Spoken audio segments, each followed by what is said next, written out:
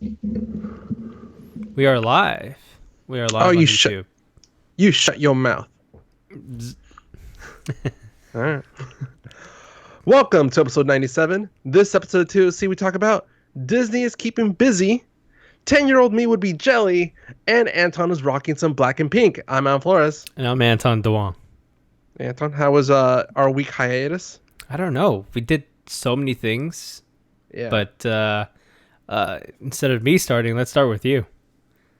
What did you do? One of the reasons we kind of didn't record on schedule last week is sorry. We forgot to hit record.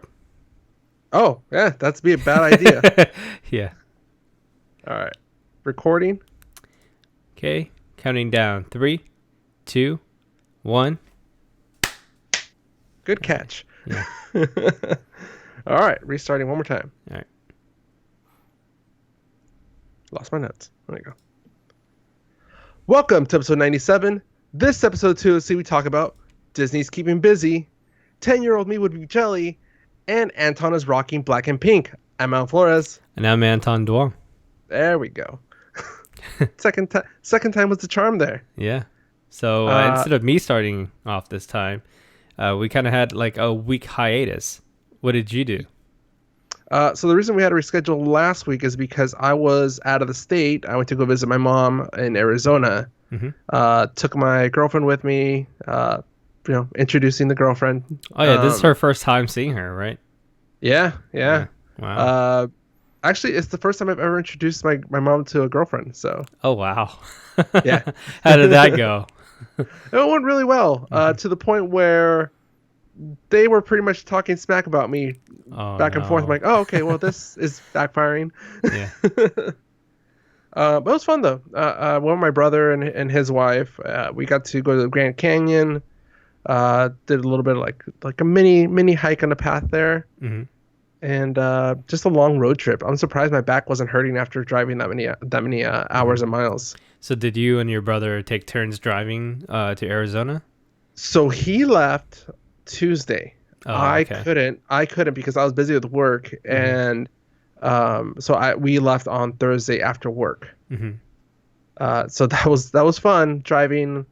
I think Google was estimating I would get there at 2:30 in the morning. Wow. And you guys left after work, so that was like around 6 or 7? It's rush hour. Yeah. So 5 o'clock. We were on the 22 freeway by 5 o'clock. Mm-hmm. I said, F that. I made it there by 12:45. I might not have been observing certain speed limits in the desert. Yeah. I mean, there's not a lot of cops out there. Not at that time of night either. Yeah. But I still had to be like on high alert because of the, wild animals. Yeah.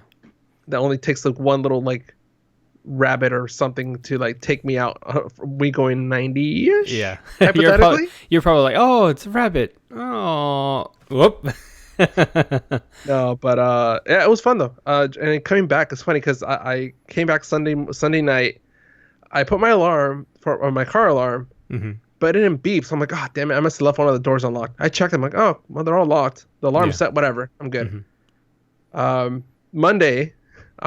Tuesday, I'm driving with my girlfriend. Somebody cuts me off as I'm exiting the freeway on ramp or off ramp, and I try to honk. Nothing happens.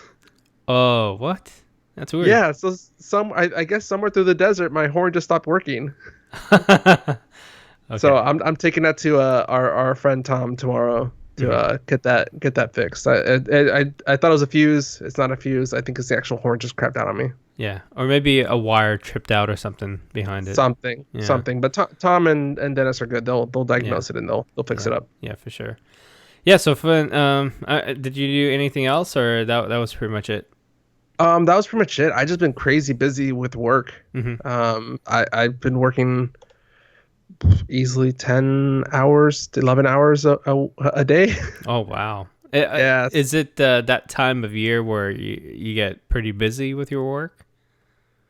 Because I know that at certain times of the year you're pretty busy with work, and it's kind of like a end of a quarter type of thing. It's just there's a lot of change in management and structure changes. So new people are coming into or new leadership is coming into place. Yeah. And they want to they want to hit the ground running. They want to be like, I'm in charge of this now. Let me know what's going on. So we'd catch them up, and they're like, well, we need to move these up, and so they start reprioritizing. So that just means more work for me. Yeah. Because I need to do more homework, and I need to do more like pushing stuff through. I see. Okay. Yeah. Well, let's not talk about work. I mean, it's already the weekend. I try to keep it high level. The corporate world, it's fun, especially in the finance world. yeah, especially. So let me tell you something about the other side of the United States where they do a lot of accounting. You probably heard of Peachtree area of Atlanta. Peachtree is a software that they have created in Atlanta, in the Peachtree area. Yeah, you probably heard of that before, right? Peachtree? Yes, I have. Yeah. So, anyways, I was hanging around that area this past weekend, not this weekend, but past weekend, and I was in Atlanta for a BlackPink concert, which is a K-pop concert. Another one of those. Yeah. I don't know if you heard of BlackPink before. No. Okay. But well, I did kind of, as I was going through Snapchat. Was this Saturday night? Last Saturday? It was Sunday night. Yeah. Sunday. Yeah. Yeah, So I do remember popping open Snapchat and seeing something in your preview, but I was too tired to even look. Yeah. So BlackPink is a pretty big deal in the K-pop world right now in the U.S. because they made their U.S. debut and they came really strong. And the reason why they came so strong is because Coachella invited them to perform 2 weekends in a row. So 2 weekends in a row? Yeah, because Coachella's 2 weeks. Yeah. 2 weeks in a row because first showing and then second showing because tickets usually sell out and people still want to go and they can't go because they can't go they can't go that weekend because it's sold out. So that's why they do 2 shows. But yeah, anyways, they were invited to Coachella. And it was a big deal because this is the first time a K-pop group, that is a girl group, got invited to Coachella to perform. So, I mean, it's a really big deal. I mean, who gets invited to one of the biggest music festivals in the world? And to perform 2 weekends in a row. Yeah, 2 weekends in a row. Usually it's 1 week. Usually it's one or the other. Yeah. So, I mean, when they were there, a lot of other artists wanted to see them because, I mean, they're pretty popular worldwide. Every time their music video comes out, they break records. It's like the most viewed music video within like the first 24 hours. And then right when they released one of their most recent music videos called Kill This Love, it got taken out by BTS a couple days later. Ooh, which is kind of crazy. That's anti-feminist. Yeah. But I mean, it was a good thing that, they kind of, went through the charts on YouTube and got that record, but then, BTS always beats it. So, but anyways, since they were here, they were trying to kill a bunch of birds with one stone. So they did a US tour. Or kill 2 birds and get stoned. Yeah, this is a family show, isn't it? Is it? Some of the stuff we've talked about, I don't think you know what that means. Yeah. Okay. So, anyways, so BlackPink did a concert at the Forum, which you're familiar with. They did that same week that they did the Coachella tour, and also they stopped by like New Jersey, New York, Virginia. I'm not sure. But then they made their way down to Atlanta. So that's where I saw them.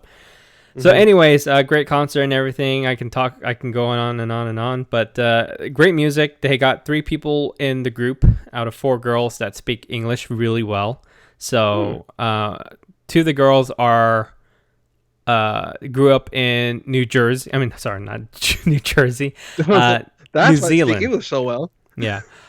New Zealand. One was born in New Zealand but went to Australia, and then one went to New Zealand and pretty much went to school there when they were growing up.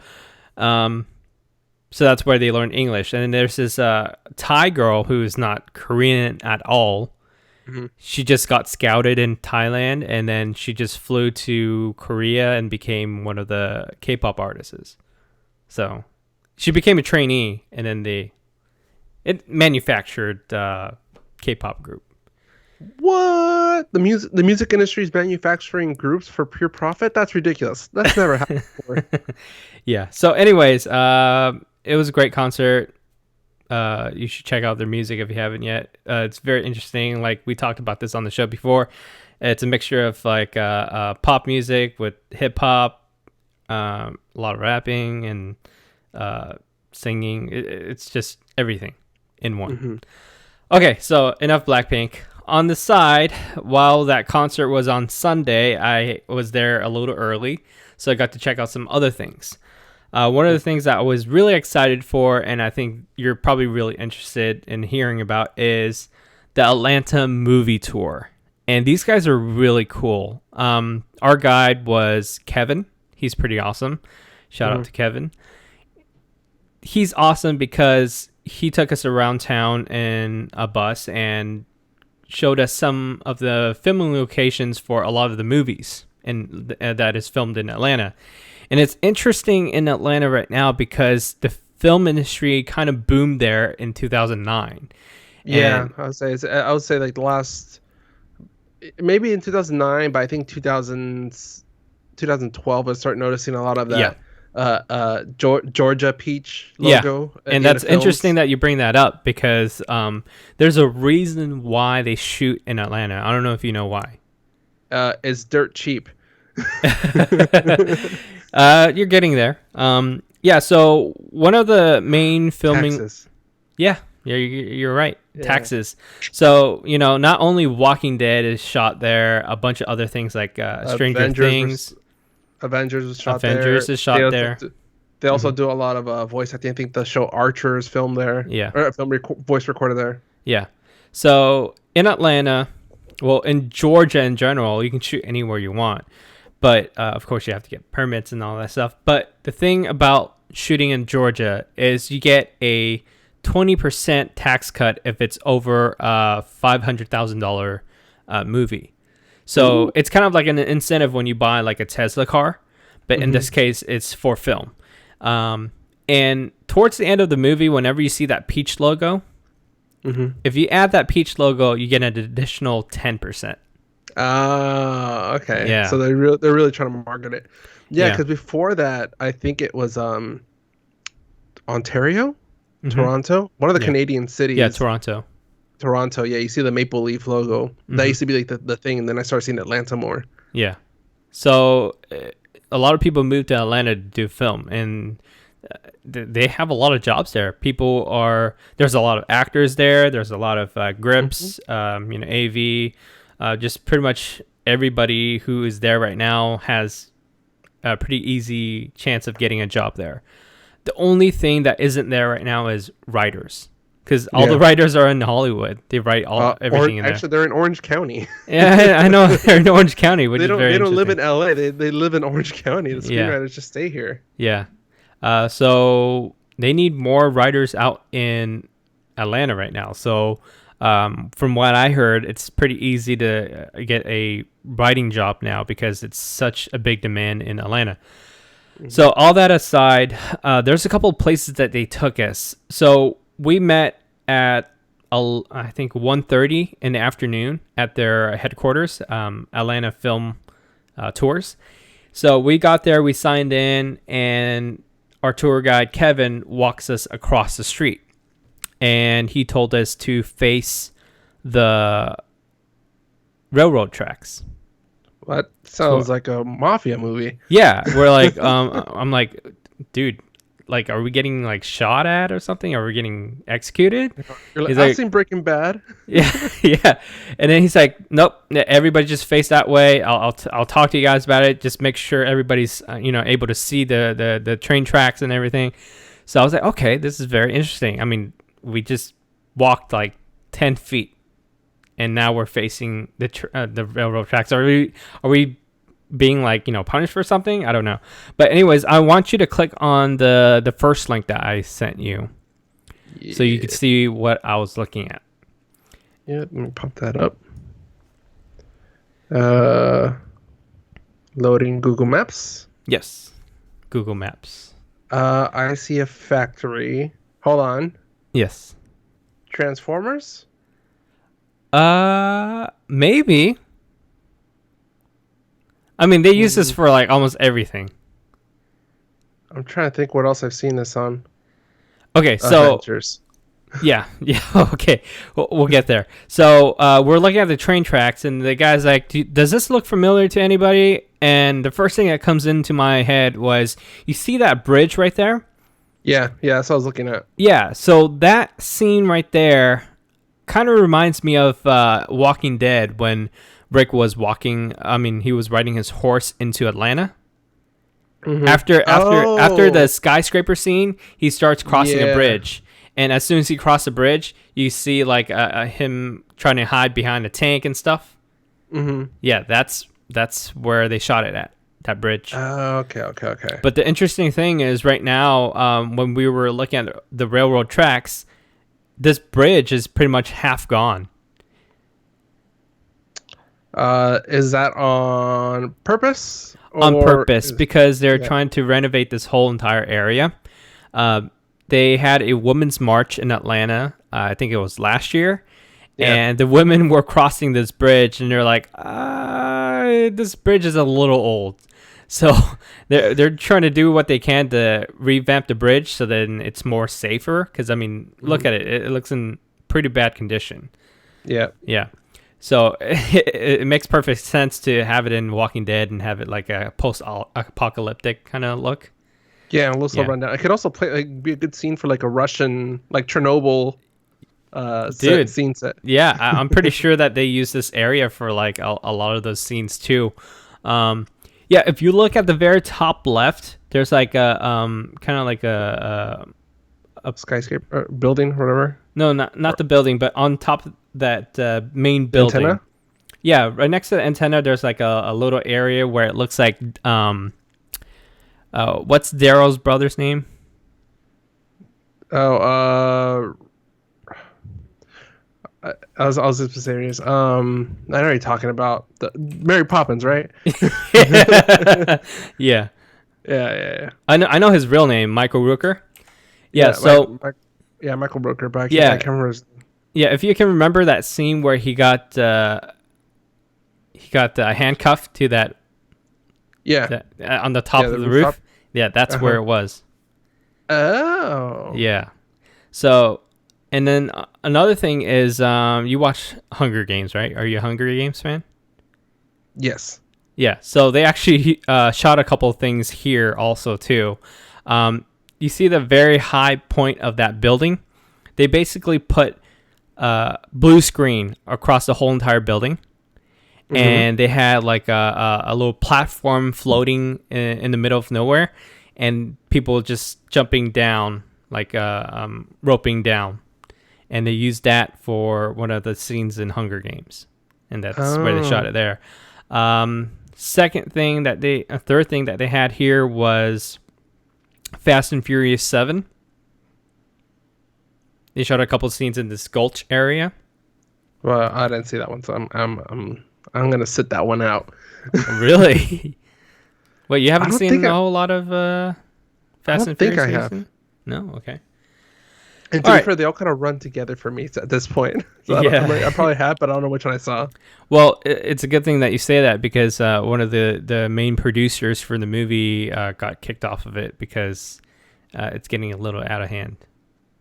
I bet, yeah. Yeah. There's a lot of divas on the cast in the cast, Hmm. Yeah. and just a lot of talent and Hmm. behind the scenes drama. Yeah. So another really very interesting thing is you remember in Captain America: Civil War at the very beginning, they had that scene where they were going through like like a little tent city kind of scene where it looks like they're in Africa, Lago, Mm, Africa, and then Cap is was it Africa? chasing. Yeah, yeah. They were trying to chase the Winter Soldier or something. Oh yeah, yeah, yeah. I remember Yeah. that. And then Black Widow's like chasing, she's running on top, and then she's sliding into like dirt and stuff. So they built the whole entire city in this gulch area. Okay, well, yeah, it makes sense. There's not enough Yeah. space for it. Yeah. So they kind of used like the bridge to make it look like it's kind of third world country because it's Yeah. all dirty. Yeah. So it's very interesting that they did that, and then they put palm trees, and then they also shot Ant-Man and the Wasp. It was in the recent one where they had that warehouse chase scene with Ghost. Yeah. And something just occurred to me. Yeah. Oh, if you want to know what Anton's talking about, go on Google Maps and search 311 Nelson Street, Southwest Atlanta, Georgia. Yeah. Since we're an audio podcast, Anton, it's kind of hard for them to visualize what you're showing. Yeah. I think you should probably take screenshots of this and then put it into our Instagram too, because it's very interesting to see. Because when you look at it, you're like, yeah, that totally looks so familiar now. Because you've seen it. Yeah. So I mean, they shot a bunch of other films in this one too. Baby Driver is another big one that they shoot in this. Originally it was supposed to be all in Los Angeles, but then how LA traffic is really bad, so they can't shut down freeways. Yeah. It's getting harder for studios to get parts of LA sealed off. You know how much they were charging per hour in LA? $3 million per hour. Yeah. They're like, F that. No, I know. That's one of the problems because it's such an I doubt the residents get any of the money. Yeah. But it's such an inconvenience for locals too. Yeah. So anyways, he took us on the bus to go around town. There's a lot of stuff that we went over, but I'm just going to go over like a few of them so then we can talk about other things. Let's go ahead and click on that second link. This second link, you can probably read the address too, so then they can probably look up this one. The second one is 39 Jackson Street, Northeast Atlanta, Georgia. Yeah. So just by looking at this, what does it look like? They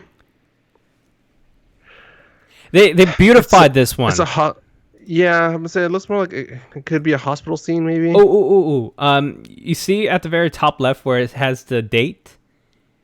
Change it to June 2012. 2012. Oh, damn, that's a big difference. No, let's change it to November 2017. That looks more like the film. 2017.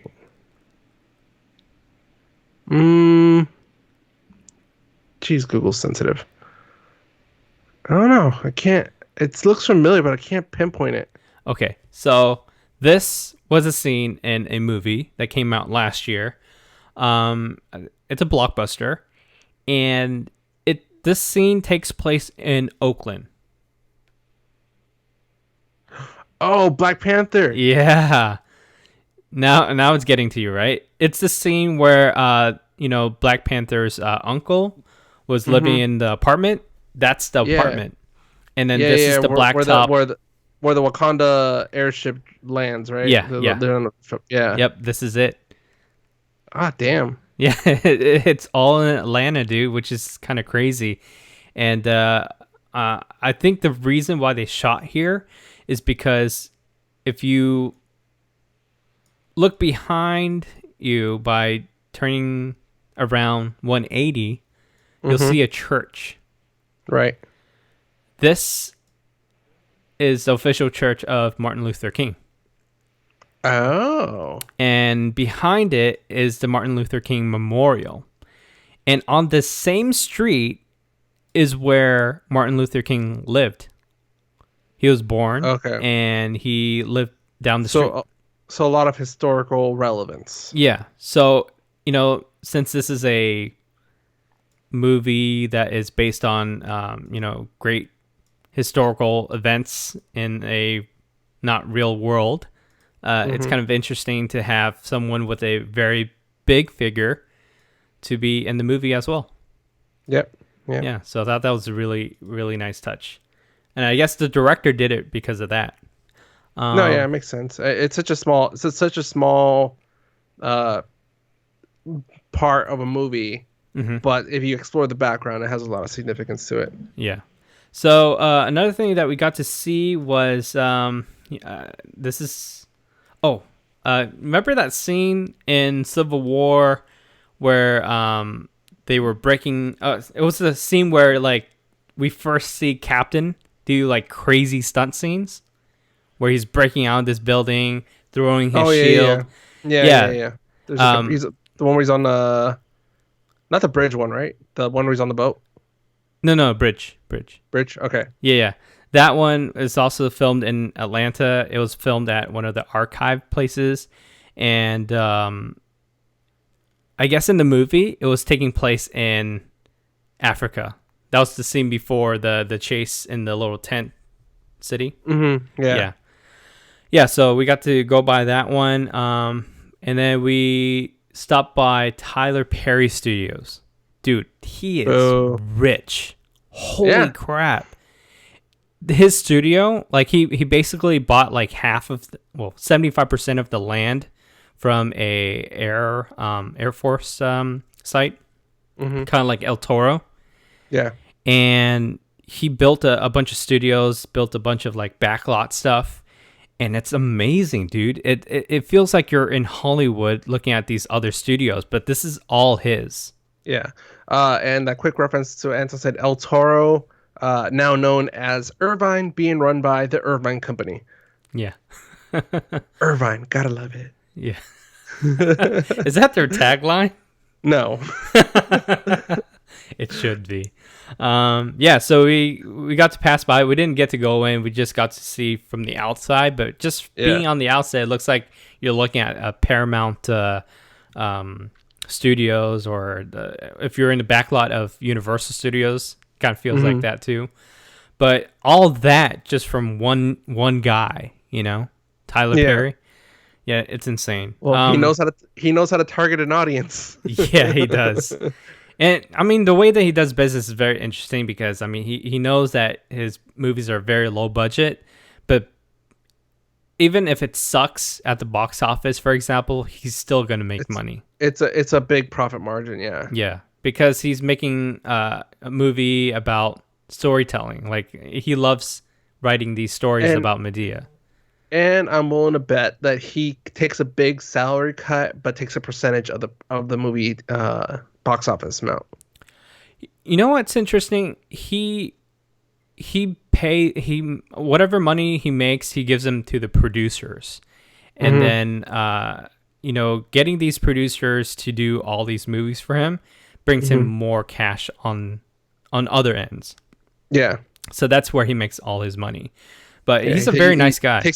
He takes the long not the long play, the long deal. Yeah. Big deal. Yeah. Future deal.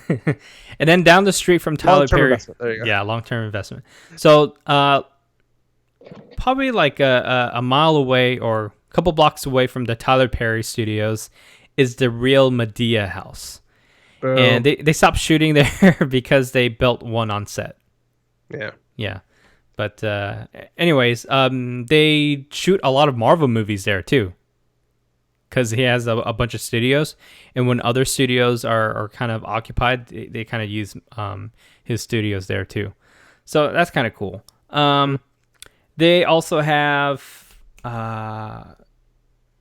Pinewood Studios. But then we didn't go there. Pinewood Studios is in the UK.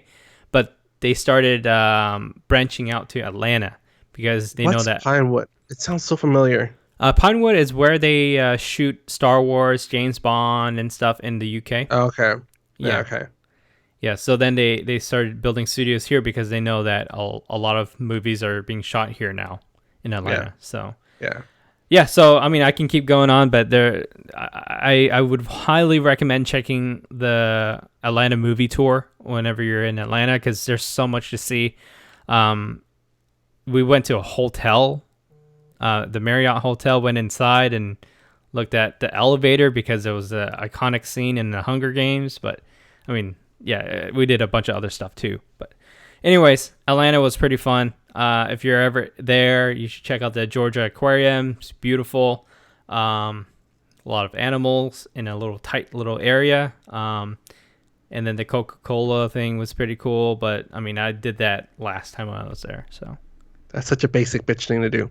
yeah. All right, Anton, let's move on to news. right. 30 minutes in. That's a lot of All stuff. right. What's the Continental Experience? Okay, so the Continental Experience is related to the new John Wick movie. And you know how some of these films, whenever they want to promote the movie, they do some type of stunt. Like, you know, when they did the Alita thing, they had a enter Iron City in LA, where you get to experience it, like kind of feel like you're at the bar there. You're playing some games to win prizes. Or when Ready Player One had their own experience where you go there and do VR experiences. Mm-hmm. Yeah, so this one is called the Continental Experience. And it's located in New York City. It's at a hotel. And they basically dress up the hotel like the scenes in John Wick. So you can go there, experience it. You can go to the bar. You can, kind of hang out in the lobby. There's like food, drinks, and then you kind of act like you're checking in. And, there's actual actors from the movie that's going to be there. So it's about experiencing what John Wick did. And I know you haven't seen it, but yeah, it's kind of cool to have something like that. So, yeah. All right. And that, I can't believe we added this on there. I think this has been done to death. But please explain what this Game of Thrones cup is. Okay. You heard about it, right? Yeah. Yeah. So Game of Thrones episode 4, season 8, they had a scene. I mean, it's no spoiler or anything. It's just, it's just a general scene. There's a coffee cup. It looks like Starbucks, but I know it's not Starbucks. Yeah, it's not Starbucks. Yeah, but from the picture, it has like, the circle logo, and it could be anything. But people keep calling it Starbucks, but that's fine. Yeah, it made its way onto the internet, and people were making fun of it. And it's interesting because it was only like on screen for a split second, and people noticed it. Yeah, well, okay, so here's the thing that bugs me about this. There's always continuity issues with movies. There's always little things. I mean, it's part of bloopers. The website Looper wouldn't be in business if it wasn't for this type of thing. Yeah. I think the reason it was caught so fast is because of how many people are watching it, and people are dissecting each scene, trying to get the most out of the last 8 episodes? 6 episodes. 6 episodes. Mm-hmm. Yeah, so I'm like, why is that news? Yeah, it wasn't coffee. It was tea, herbal tea. Doesn't matter. Yeah, but they rotoed it out and then updated the episode on the server. So if you're watching it now, you won't see it. Mm-hmm. Yeah.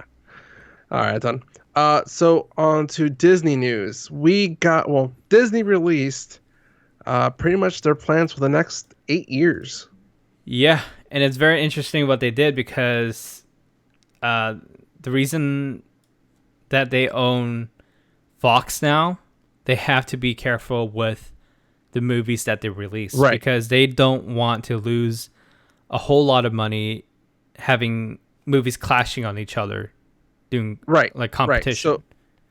So Fox is no longer competition, so now they have to be careful that they're not overstepping their bounds.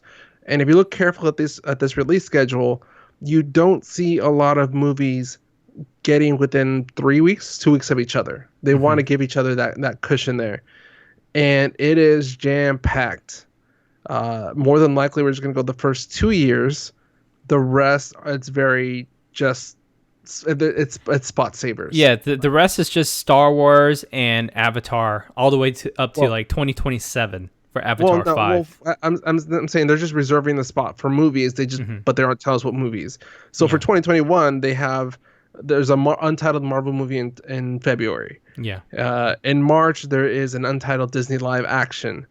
In May there is a untitled Marvel movie and an untitled Disney live action. So it's a lot of here's what's coming out, but we aren't telling you much about it. We're just letting you know that we're saving the spot. So this year, what we know is Tolkien That one's actually getting my interest. That's one of the ones that Legion M helped fund, Oh, and interesting. yeah, so that's the one that we It talked. stars Nicholas Holt and also Lily Collins. Yeah, Yeah. that's the one that was that during my interview, Hmm. the operations officer was happy to talk about. Um, let's see, we also have Aladdin, Dark Phoenix, Toy Story 4, Stuber, Hmm. The Lion King, The Art of Racing in the Rain, Ready or Not, Ad Astra, The Woman in the Window, Maleficent, Mistress of Evil, Ford versus Ferrari. Well, that one sounds interesting. Frozen 2, Star Wars: The Rise of the Skywalker, and to finish off the year of 2019, Spies in Disguise. I can't believe that There, got pushed back until that. I thought it was supposed to come out in like September or something like that. I think so. Yeah. But yeah, there were two movies that got pushed out. I think one of the ones you talked about was I'm blanking out on the names. One of them was your movie in the movie draft. Yeah, so Star Artemis Wars. Fowl was supposed to come out in August, but it got pushed back to next year. Mm-hmm. And I guess it's because Fox has two movies that are coming out in August. So they wanted to have more of a leeway for those movies because they know that, for me, from what I can see, I know that if Artemis Fowl comes out, those movies would be saturated because of Artemis Fowl. Yeah. But if Artemis Fowl comes out next year, these movies will have a chance to make more money in the box office. Right, Yeah. right. They're trying to structure it so that the franchises kind of leapfrog each other, Mm-hmm. both giving each other space, but also so that you don't get back to back. So you see that now with the Marvel and Star Wars. Mm-hmm. You'll get a couple Star Wars. They'll sprinkle in some Disney classics or Disney live action, and then they'll spread out the Star Wars to kind of bookend it. Yeah. Originally, what they had during December is they would have Star Wars this year going up against Avatar, which Hmm. is totally like a big blockbuster. Two big budget movies. Yeah, and it was smart of them to kind of let Star Wars have its shine this year, and then Avatar next year. Well, this Star Wars one is going to be their big finish for the Skywalker trilogies or Yeah. yeah, trilogies or series. Mm-hmm. I mean, they have to give it its space. Mm-hmm. And for example, that one. So I don't know what Spies in Disguise is, but that I'm willing to bet is gonna be a kids movie Yeah, I think it's because the Will Smith one. oh, Yeah, it's the Will Smith one. okay, never mind. Yeah, it's garbage. All right. 2020. It has Tom Holland in it. Okay, that might Yeah, work. yeah. That might work. He Okay. he turns Will Smith's secret agent into a pigeon, and he's stuck like that throughout the whole entire movie. So yeah, All right. 2020, and this is the last year we'll go through. We have Underwater, Untitled Kingsman movie, which I'm yeah. excited about. I'm very. Call of the Wild, Onward, Mulan, probably Hmm. live action Mulan. Hmm. The New Mutants, that's the other one that got pushed out. That was Yes. supposed to be an August release of this year, Yeah. and that one got pushed till late spring, early summer of next year. April, I think. Uh, Yeah. yeah. Then we have May kicking off with a Marvel movie. Hmm. So for next movie draft, that's gonna be a hot one. Yeah. Let's see here. Artemis Fowl, someone made it back. Pixar animated movie. Free Guy. This one stood out to me. A Bob's Burger movie in July. Yeah. I'm thinking kind of like the Simpsons movie kind of thing, like a Hmm. big long story. Hmm. Jungle Cruise, that one we've been seeing promos for here and there with The Hmm. Rock, Nebula, Hmm. Jack Black, and all them. Wait, Kevin Hart. wait. What? You're mistaken. Jungle Cruise. Oh, you're right. I'm thinking Jumanji 2. Yeah, but this. It is The Rock. It is The Rock. Yeah, it It's is The The Rock Rock. movie. Yeah. Yeah. Anyways, the one and only Ivan, Death on the Nile. We're gonna get another Marvel movie in November. Hmm. Disney movie, and in December we're gonna get a West Side Story movie. Mm. Mm-hmm. And to add to the Disney's Marvel series of movies, we're gonna get Cruella in to finish off 2020. Oh, I think the person who's playing her is Emma Stone. So we're gonna get like an origin story for Cruella. I don't know, but I guess it's kind of like doing a villain movie, kind of similar to Oh, Maleficent. yeah, as I'm saying, like their series of of villain movies that they're kind of trying to focus, give the villain the focus. Yeah, it's kind of cool. Yeah. You can check out the rest of these at this list. I got it from D23. Mm-hmm. They're a new section. I'll try to link to it on our website if I remember. Yeah. So Okay. this August, when D23 is gonna be in Anaheim again, I Yes. think they're gonna be unveiling the Phase 4. So Yes. yeah, really happy to see that because I'm really curious to see what the whole next series of Marvel movies is gonna be or where they stand. I'm willing to bet we're still going to have at least 3 or 4 slots that we're not going to be able to see, that they're not going to give us a what the hero is or what the title is. Yeah, I mean they were able to get through a couple of them that we didn't really get to see yet. Which was Inhumans, but it became a show and it was such trash Yeah, they just scrapped it. So yeah. We all yeah, know the badness that came out of that. yeah. All right. For the last news story, there's gonna be a quick one, another Disney related one. We've already know where and who's gonna be streaming Avengers Endgame, and of course it's gonna be Disney Plus. We all assume now they confirmed it. It's gonna be a Disney Plus exclusive. Hmm. It's gonna be streaming in December, and the streaming service launches in November. Yeah. So really excited for all the new stuff that's coming out on it. Yeah. Especially if they can get all the Marvel movies on that service at the beginning. It launching Endgame in December, giving people a month to watch all the movies, is gonna be huge. Yeah. It would be huge. Yeah. Yeah. All right, Anton. Ready to move on to my surprise segment? Surprise. All right, random segment. Yes. All right. Usually you're the one to ask these questions, Anton, but this time it's my turn. I'm gonna ask you a question. All right. Ready for it? We grew up together, Yes. so I think I know the answer. But what's something you collected as a child? Okay. So we collected Pogs. Yeah. We collected Pokemon cards. Yeah. We collected rocks. We didn't. Well, I did when I was in kindergarten. Like in the same Just playground, I was hanging out with some other kid, and we were collecting rocks. I don't know Yeah. why. He thought it was treasure. Yeah. What else? I mean, No, I go with you. But now we still collect stuff. You have your Pop Funko collection now. yeah. I have my movie collection growing. I also have a few Pop Funkos. Hmm. But also, I think I'm gonna start collecting Pokemon cards again. Oh yeah. Oh no. Yeah.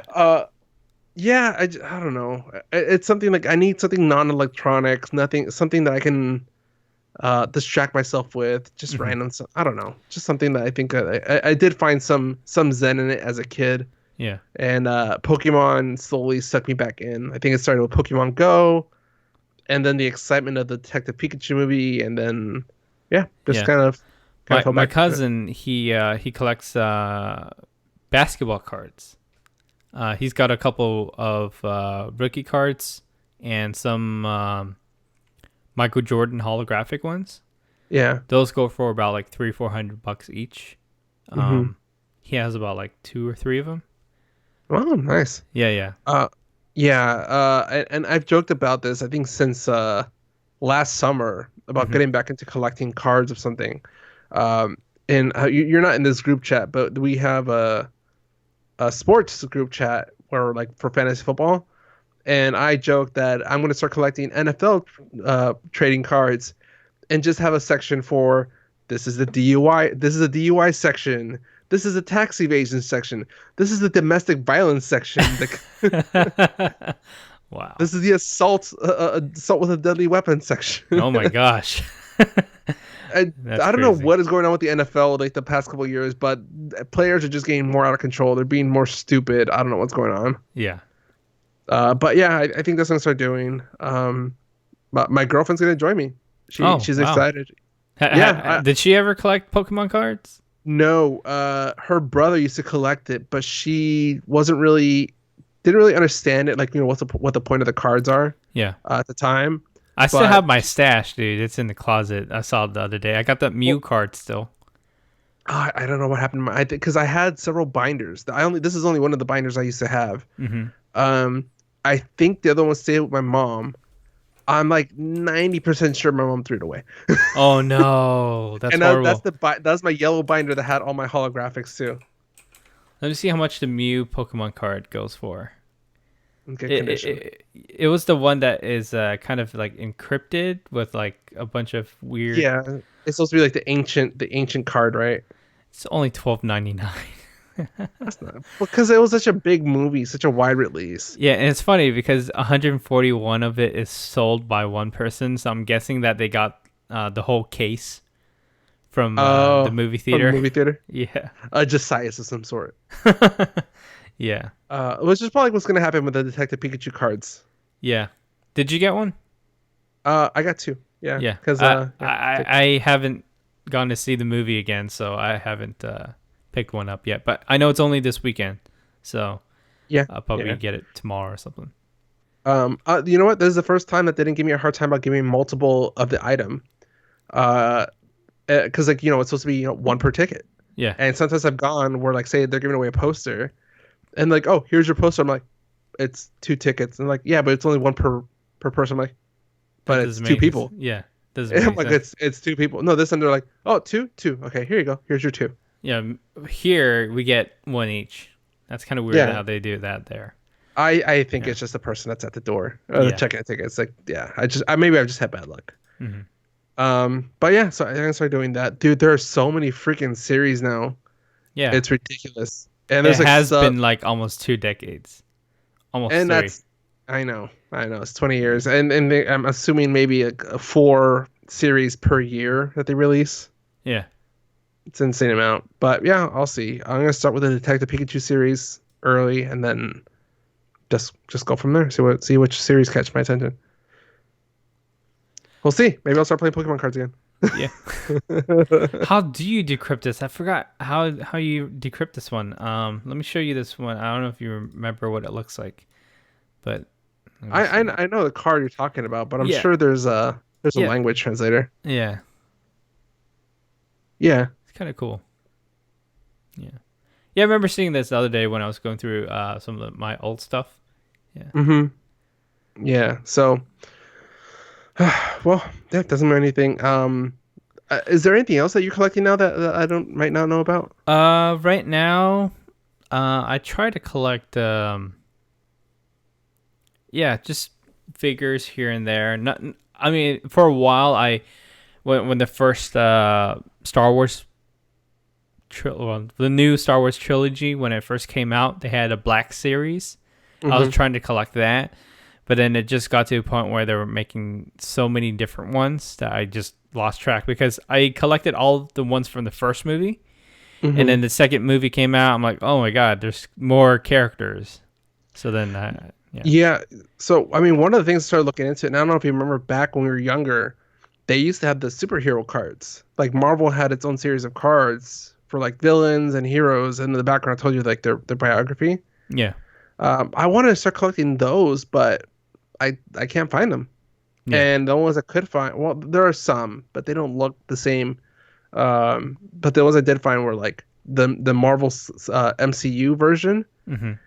I saw a lot of bad reviews for it. People were saying like it's poor screen grabs, and it's Tops that's making it, and apparently it's Yeah. poor. I kind of remember. I kind of remember when I was a kid going to Mile High Comics in Garden Grove.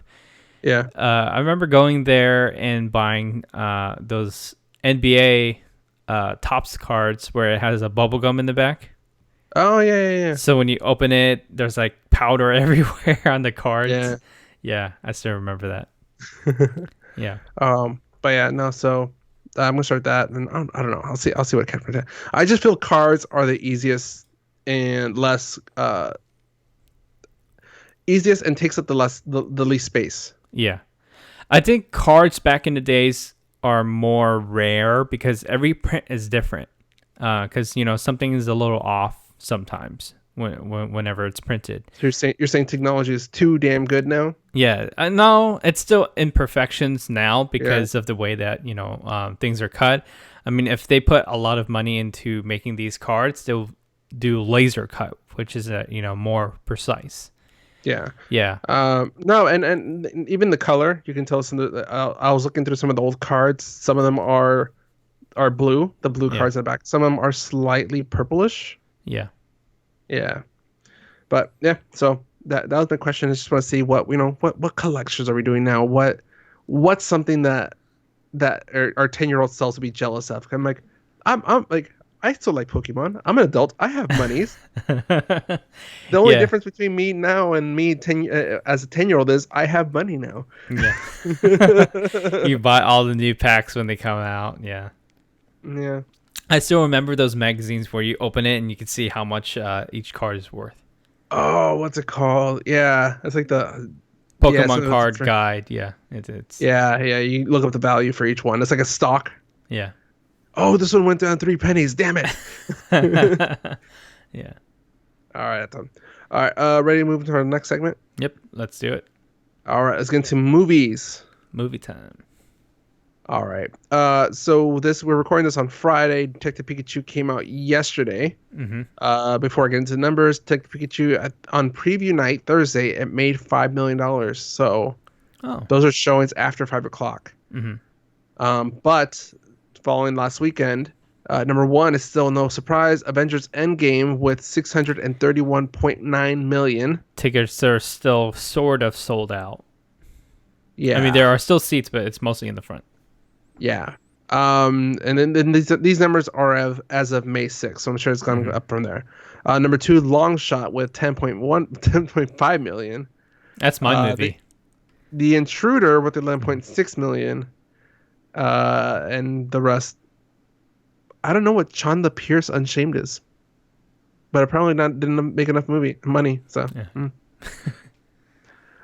So yeah, this is one of the slowest starts we've had to our movie draft, mostly because Marvel started to creep into April instead of releasing in May.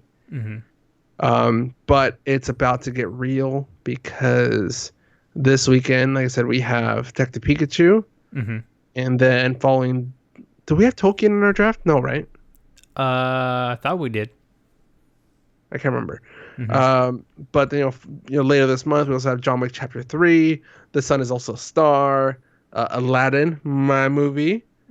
Booksmart and Brightburn, my movie. I might have fucked up on that by getting 2 on the same weekend. Booksmart's got really good reviews right now. It's got 100% Rotten Tomatoes. Yeah, so see good results for that one. Yeah, fresh tomatoes. Yeah, and then finishing up May with Godzilla King of the Monsters, my movie. I fucked up for May. It's a lot of movies in May. Yeah, it's a lot of movies close by. Ma and Rocket Man.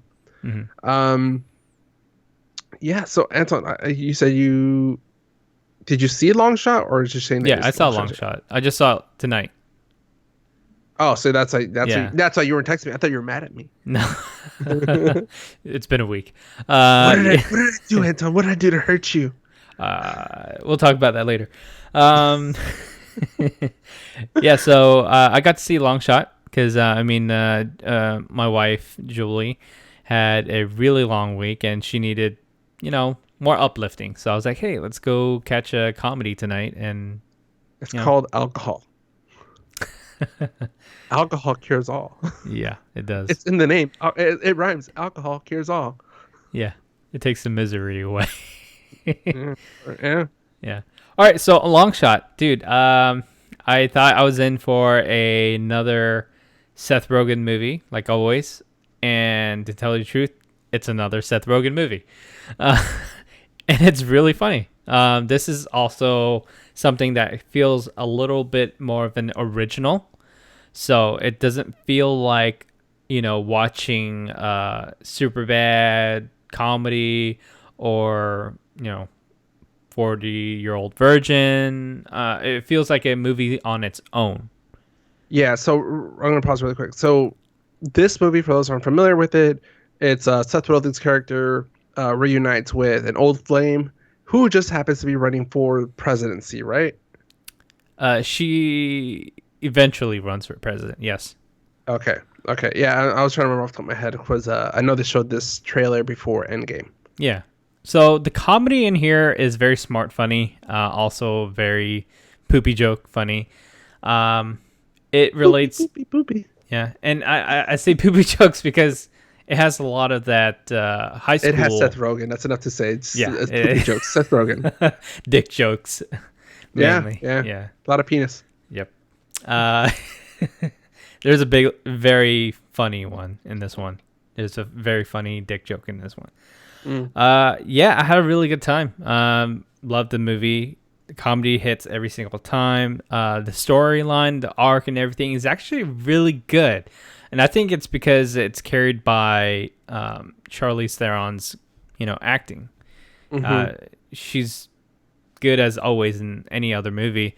I think if I had to compare this to her other comedy movie, which is the Seth MacFarlane movie that came out last year or 2 years ago, this is a lot better than that one. Yeah, but I don't think that's saying much. Did you see that movie? No, I did not. I did not either. So exactly. Yeah, I know it's a lot better because that movie didn't do well at all. But this movie, however, it looks like it's doing pretty well. I mean, it's got second place in box office this past week. No. You read it earlier, so I thought it was the number second two. one. Yeah, it's number two. Number so three. Number three. Yeah. If I had to give the score of this movie, I would give it a 3.9. Ooh. Yeah. So that is about a B? No, under B? Yeah, it's a C+. Okay. That works. All right, Anton. So I know you got to see Detective Pikachu last week, 2 weeks ago. Yes. Let's give your non-spoiler review, and then we'll do the spoilers. Yeah, you read my mind. Yep. You're right. This is a lot of fan service for those who are Pikachu fans, Pokemon fans. It was... I enjoyed it, but I don't think I would have enjoyed it if I wasn't a Pokemon fan. Yeah, I totally agree. Yeah, and I'll get into what I think is missing in the spoilers. But, I mean, Ryan Reynolds in this one is hilarious. Justice Smith, he did a great job in it. He wasn't... my first thought was when I saw the trailer, I thought he was gonna be like an annoying protagonist. Yeah, he wasn't. He was very relatable. He didn't milk stuff too much. He had great facial expressions. I don't know who Catherine Newton is, but I want to get to know her more. Okay. Yeah, she's kind of like the romantic interest in the movie. As for the characters. Seeing not Stubble. Who was it? The Apoms are kind of weird. Mm-hmm. Some of these Pokemon should not be furry. Well, I was just saying, yeah, or they're furry the wrong way, and I think because they're trying to stay true to the cartoon version, kind of like the Growlithe and Arcanine. Yeah, like I told you in the last episode when we were talking about this, I was thinking that Jigglypuff should never be fuzzy. Yes, I was, and I thought that the description of Jigglypuff is a balloon Pokemon. Yeah, but my girlfriend made a point saying like, well, Jigglypuff does have that curl. Well, she can just have like a hair on top, but that's it. So I don't know. Mm-hmm. But yeah, Jigglypuff was one that's a little disturbing. Mr. Mime, not as creepy as I thought he would have been. In the trailer, he looked a lot more creepy. He was very funny. Hilarious. Yeah. I'm gonna leave it there because I'm scared to say anything further that might spoil. But I will give it a rating of 3.8. Okay. Did I give it 3.5 No, or you know something? what? Huh? I can't remember what I rated it. I don't remember it. Actually, you might Yeah. not have rated it. Yeah. I'm trying to think back. I don't think you might have rated. I was like a 3.8. Hmm.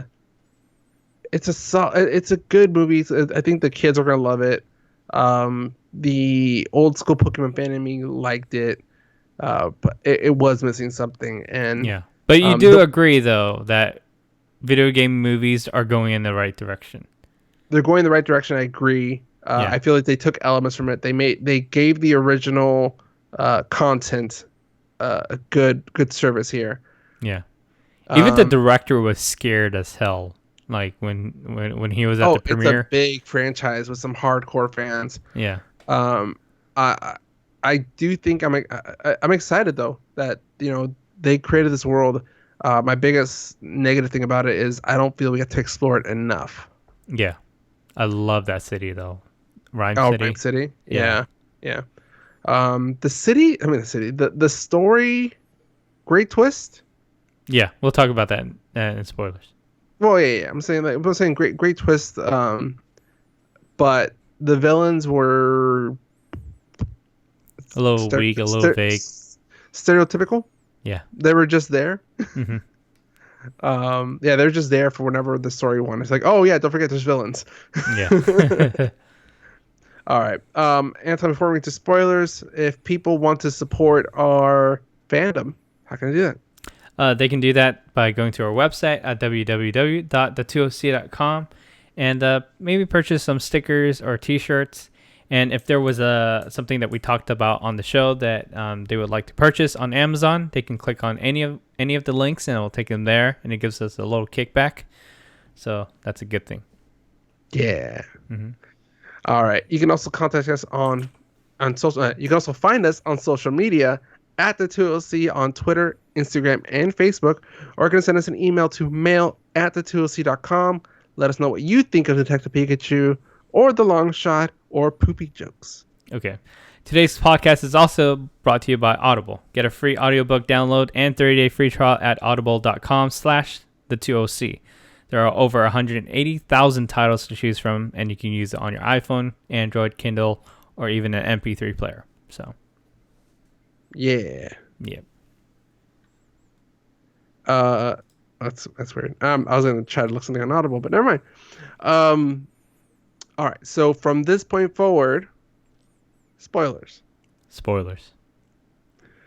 I don't know where to begin. Okay, so let's start with well, confirming this is the same world as the original Pokemon movie. yeah. Okay, so they do talk about it. They talked about the Kanto region. They talked about the Mew and where they caught it. Well, The Mewtwo. The Mewtwo, yeah. They said that they heard stories of a Mewtwo 20 years ago, Yeah. but that it disappeared, and they hired Tim's dad to hunt it down and find it. Yeah. He found it. Yep. He found it. And then he got very sad, conflicted about what they were doing to the Mewtwo. Mm-hmm. So what did he do? He tried to save it. He got little Pikachu to save the day. Mm-hmm. All right, so let's start with the very beginning before we get to all the crazy stuff. What did you think about the introduction to the whole entire series with Cubone? I like that they didn't try to soften the blow about what some of the background stories are. They didn't try to kid it, because that is one of the first depressing things I think we all found out in Pokemon is reading Cubone's Pokédex description. Yeah, they didn't fully explain it, but they alluded to it. Mm-hmm. Cubone was crying. He's wearing the skull. They mentioned that he misses his mom. Yeah, all of them do, which is kind of weird, but so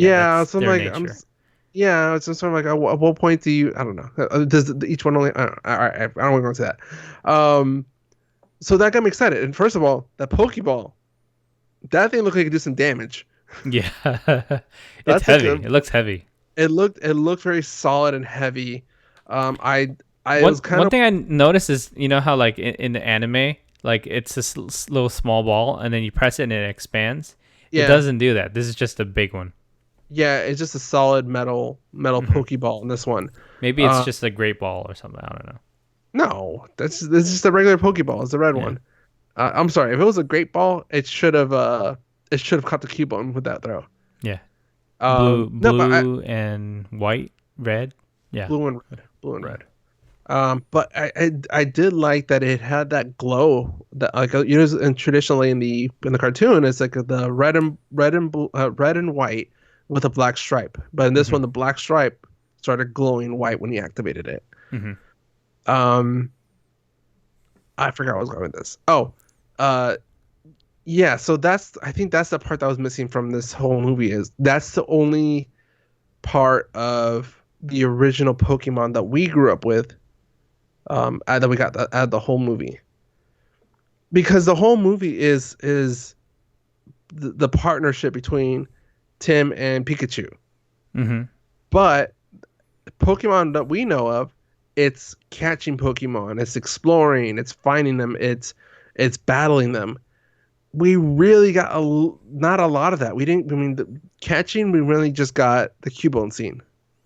Yeah. So usually, like people who catch Pokemon, they would usually battle against the Pokemon in order to catch it, and Weaken it.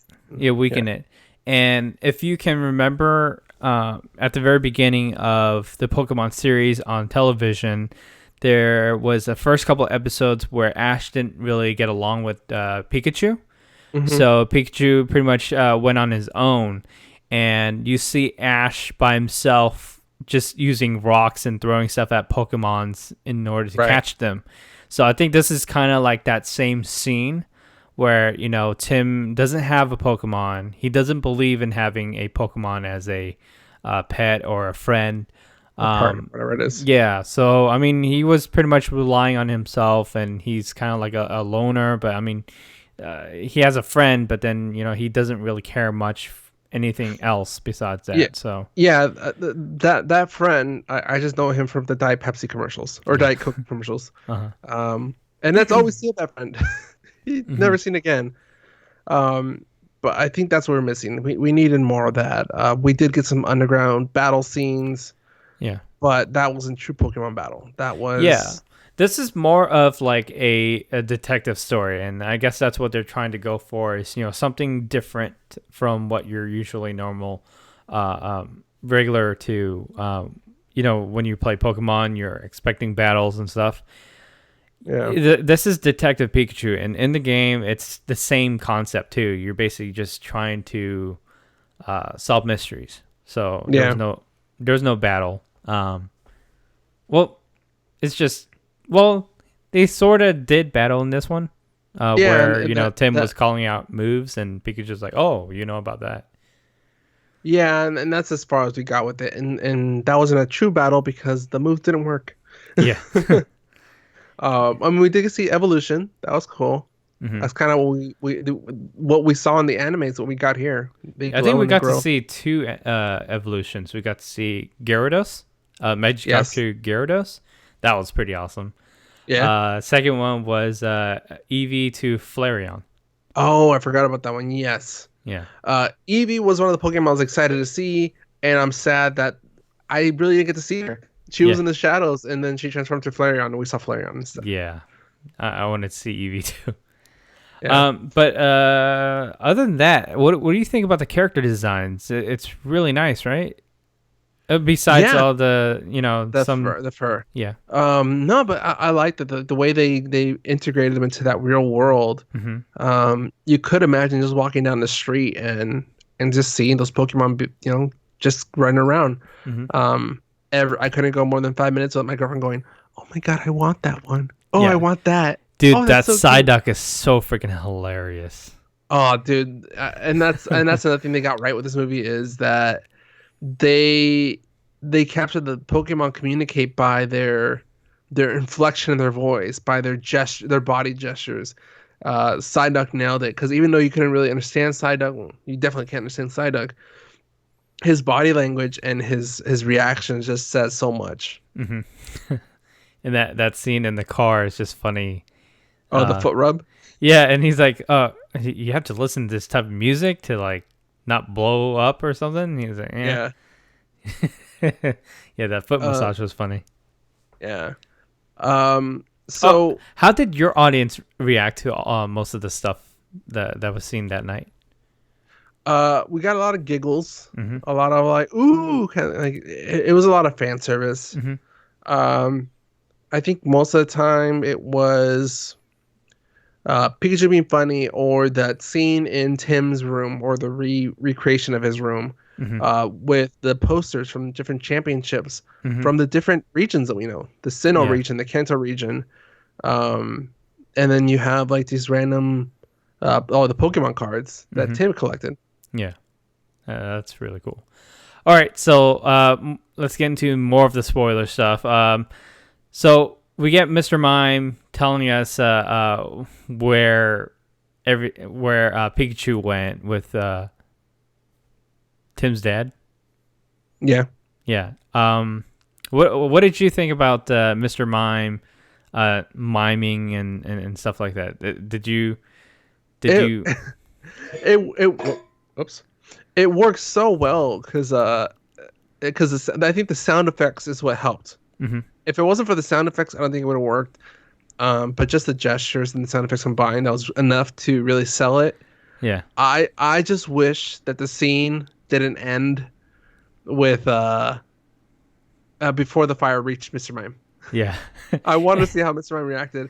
Yeah. I like how Tim's character started to do the whole mime thing too, and it's like, oh, okay, that's funny. that actually makes sense. And like he's playing into it. Yeah. I like Pikachu's reaction. Oh, this got dark quick. I like it. Yeah. And that scene when they first see Mr. Mime and he's like running away and then he's getting into the motorcycle, but he's still in one place. That was hilarious. Oh yeah. Oh, he should have worn a helmet. Yeah. He hit hard. Yeah. Oh, and before Mr. Mime, we got introduced to Catherine Newton's character, Lucy Stevens, who that character design is worked out really well because she looks like an anime character. Yeah, she kind of reminds you of like one of the girls that Ash runs into. Yeah, exactly. Yeah. And she looks more like a Pokemon trainer than a journalist. Well, yeah, especially near the end where she puts on that red jacket. But yeah, no, I like that. And I saw my girlfriend, like, wow, they did a really good job of making her look like an anime character, but not over the top anime character. Looks like someone that when you start a Pokemon game, you get to choose a girl or the guy. If you choose a girl, that's exactly what she would look like. Exactly. Yeah. Let's see. What else did I want to call out? Rita Ora. And what is it? That scene with Diplo. Oh God, yeah. Did people react to Diplo? Did they know who Diplo was? No, I don't think people recognized him. Okay, I guess it was. If it wasn't for our conversation, I probably wouldn't have thought about it. But yeah, that's kind of cool. That's a cool scene in the sense that you can really see Pokemon integrated into a scene that we would be familiar with. Like being in the club, and it's the Loudred that are the speakers. Yeah. Yep. I totally agree. Yeah. Okay, so let's skip up pretty far ahead because everything is pretty much like slow paced. Yeah. So we get that laboratory scene, and what do you think about the Grinjas? Yeah, I forgot what they're called. Greninjas or something. Yeah, Greninjas. Yeah, that was pretty cool. That whole chase scene was pretty awesome. And it's creepy the way like the tongue movement. But yeah, the chase scene was cool. The explosion from Psyduck's Psywave, that was really cool. Like the way you see it ripple around across. Yeah, that whole scene really surprised me because I wasn't expecting that much action from this movie. I thought it was just going to be like a total fun kids movie, but this is like a little bit more than what I was expecting. Dark. Yeah, really dark. Yeah. I did have some problems with that scene with the what's it called? Torterra, the giant Torterra, Yeah. where they start moving and Tim has to make a jump. He jumps across. He jumps over the giant gap. I have a problem with that one. He should be dead. Yeah. It was a very far. It looks really high. It was a far and high jump, and no matter, even if it's like everything's moving, blah blah blah, it's still the equivalent of you jumping off a freeway bridge. Like you would not, even if you landed that, you would get the wind knocked out of you, or you'd be dead. Yeah. So it's really cool that we got to see like giant Pokemons. That's kind of interesting. I think the thing that I kind of wanting to see was when Pikachu was injured and Tim was asking for You wanted to see a potion? Oh, better. or a revive. Oh, sure. Yeah, I wanted to see like a real healing Pokemon, not because I mean he took Pikachu to Mewtwo, but I wanted something like a Clefairy or like a Chansey. A Chansey, yeah, something to come out and just heal. But I guess, it kind of makes more sense to have Mewtwo do it because Mewtwo is Mewtwo. Yeah, I will say we got a lot more Pokemon than I thought we would get. There's a ton in here, and some of them I didn't even recognize from just sight. But I will give props to the Mewtwo design.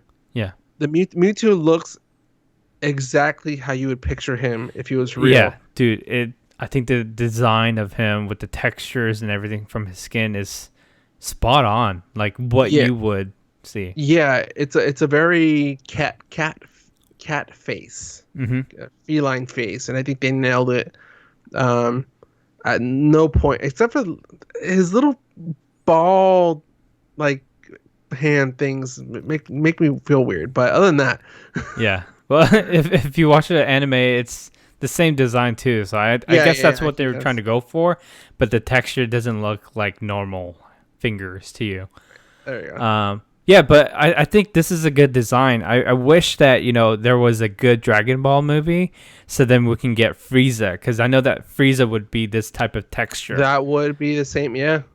So, I mean, looking at this kind of reminds me like of Dragon Ball, so. 10 years. I think it was 10 years before we get a Dragon Ball Z movie. Yeah. Not the crappy one that we got a couple of years ago. With all the white people dressed as Asians? Yeah. I mean, I have nothing against Emmy Rossum. She's great. But oh yeah, but the rest is just yellow face. Yeah. I mean, we got Chow Yun Fat, but he's Chinese, not Japanese. Also, what's his name? The detective in this one, Ken Watanabe. Yeah, damn, he's having a busy year, isn't he? Yeah, he's always in a bunch of different movies. I know. He's got Godzilla this year. It's funny. He's kind of like the Samuel Jackson of movies. He's an Asian Samuel Jackson. Yeah, he's in a lot of movies, dude. I mean, just this year he has Godzilla, King Monsters, and Pikachu, both coming out the same year. Last year he was in The King and I, Bel Canto, and Island of Dogs. Transformer. Yeah, he's in at least 2 movies every year, and it's just funny that this year it ended at 2 blockbusters coming out within 3 weeks of each other. Yeah. Yeah, I okay, so the Bulbasaur design was perfect though. Yeah. So the guy that drew this, it was a totally more darker look. But then I guess the producers of this film really wanted the regular Pokemon look. They wanted it to be more of what fans would want it to look like. So that's good that they did it like that. Yeah. I'm trying to think what else I want to call out here. What? I'm just gonna go straight for the twist. No! Before that, okay. So I kind of see what they were trying to do with this movie is kind of have you feel like those moments in Infinity War, because I mean they turned everybody in the Pokemon world into Pokemons. Yeah. So Ash. Turn him into Ash. Yeah, instead of turning into Ash, you're turning everybody into Pokemon. So then all the Pokemon can hang out with each other. That was kind of weird, but I mean, I guess that kind of works because they're trying to tell a story that way. But I was thinking, how does that work? Is it like magic, Pokemon magic? But I mean, yeah. Okay, here's the thing too. In the beginning of the movie, when Tim's dad gets in the car crash, he gets merged with, surprise, Pikachu. Yeah. And that's why Pikachu gets his personality, why Tim can understand him. His body didn't disappear. He embedded. Huh? No, his mind, his consciousness got transferred to Pikachu, but his body was still there. Mewtwo took the body. But at the end of the movie, the people's bodies disappeared. Yeah. Into the Pokemon. And that's one thing that bugged me. Yeah, but I guess that kind of, gives us the mystery of how does the Pokeball work? Like when you catch a Pokemon, it goes into the ball. How it's the ball small? How is that possible? So I mean, this is probably the same type of concept of what they're trying to go for. It's very, very complicated to explain. It just works like that. Okay. Stepping away from that. Yeah. Can we say how creepy Ditto is? Oh, Ditto was super creepy, and I always thought Ditto is a very creepy character to start with because it's just got two dots for eyes. Yeah. Yeah. I think Ditto was a cool character, except when he starts transforming into humans. Yeah, that was kind of. And that's like a very how do you want to say it? Like demonic looking human look. Did he ever turn into a human in the anime? I think no. I thought it was just only Pokemon. It was only Pokemon. I thought there was a scene where he turned into Ash, but that was the girl. That was the trainer that she disguised herself as Ash. Yeah, no, I didn't know. I mean, technically, in theory, yeah, Ditto can disguise himself as anything, but that's just creepy look. Okay, so what you were talking about just now, what was your reaction when you found out that Ryan Reynolds, in person, in character as Tim's dad, shows up as Tim's dad? I saw it coming. You saw it coming? Yeah, I kind of had the theory when they once they started showing what the plan was. Mm-hmm. I was like, oh no, don't tell me it's gonna be. That's why he can understand Pikachu. Well, you couldn't really see the dad in any of the scenes. Right, there was a reason they were hiding him, and that's the other thing that made me suspicious. I'm like, so it's somebody that we're gonna know. A better twist would have been if Tim's dad was Ash Ketchum. Instead of Ryan Reynolds. Yeah. What was I going with this one? Was your girlfriend surprised from it though? Did she see it? No. Okay. I think she saw it coming too because she wasn't really too shocked either. I think everybody in the theater started laughing when it was Ryan Reynolds in person because I think nobody was prepared to see him. They weren't prepared to see a white guy. They were preparing to see like a black guy because of Justice Smith playing. But I mean he's mixed, but that's the first that was the first thought that a lot of people had, I think.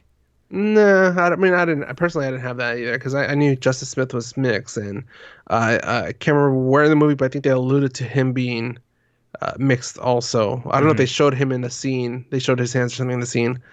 But the other thing that made me realize that it's possible is because Pikachu wasn't being affected by that purple powder, the R gas, whatever it is they were calling it. So I'm like, okay, well, Pikachu's not being affected. That must mean it's already taken over. Something's already inside him. Yeah. No, it's okay. So the other part of me makes me think that we're never going to get a trainer trying to become a Pokemon Master movie is PETA. Okay. Pokemon has already gotten enough crap from PETA because they state that Pokemon is teaching kids that animal abuse is cool. Uh, so I'm They're like, well, monsters, pocket yeah, monsters. yeah. So the fact that they're making a live action was probably, if PETA had a problem with the animated version, how are they going to react to real animals, or quote unquote real animals, You can't fighting catch each them other? all, though. You Yeah, get killed off by like lions and stuff. yeah, and that's kind of what I was like. Well, uh, I, I was thinking back, I'm like, well, did I see any battling, any like legit battling in the movie? Like, no. Even the underground battle, the Pokemon were I guess high.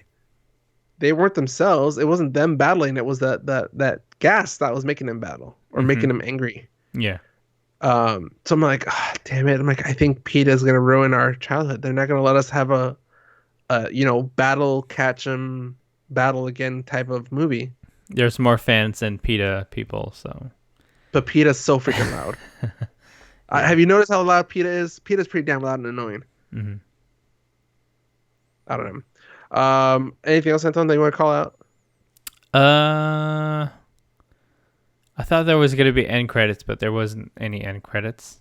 I was gonna ask. I didn't really stay, but I did like the main end credits at the beginning there, where they kind of did the Game Boy design Hmm. for the characters for the text.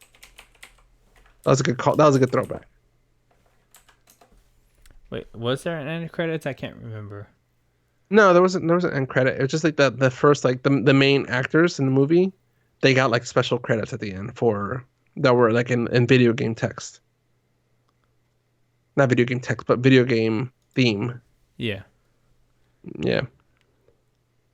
But I did see in the news that they are going that before the movie premiered, that the Pokemon company already ordered a second script. Oh, okay. That's good. So yeah, so That's I a don't know. good thing. Yeah, yeah. So I mean, they must have gotten positive feedback from the previews or from the initial screenings. I don't know if it's gonna be Detective Pikachu 2 Hmm. or if it's gonna be just another Pokemon movie in this world. I think it's gonna be a different movie. Because I hope you want a battle movie, there's got to be a battle movie. something. Yeah. We need a Rocky movie, but for Pokemon. Dude, they can totally do that with the fighting Pokemons. Yeah, That could be a Pokemon movie on its own. Yeah, yeah, that's yeah. really cool. All right, Anton. Anything else? No. I thought that I wanted to see more of Rhyme City, and hopefully they'll do more of something that has to do with Rhyme City. Maybe something with more battling. So yeah, I want. I like Rhyme City, but I kind of want to see what else this world has. Viridian City. Or just anything. Maybe not even city, but maybe region. Mm-hmm. Yeah. All right, Anton. If we already did that. All right. For the 2OC, I'm Mount Flores. And I'm Anton Dwell. I am crashing because I've had like almost no sleep. Okay. All right. Stopping now. Bye, guys.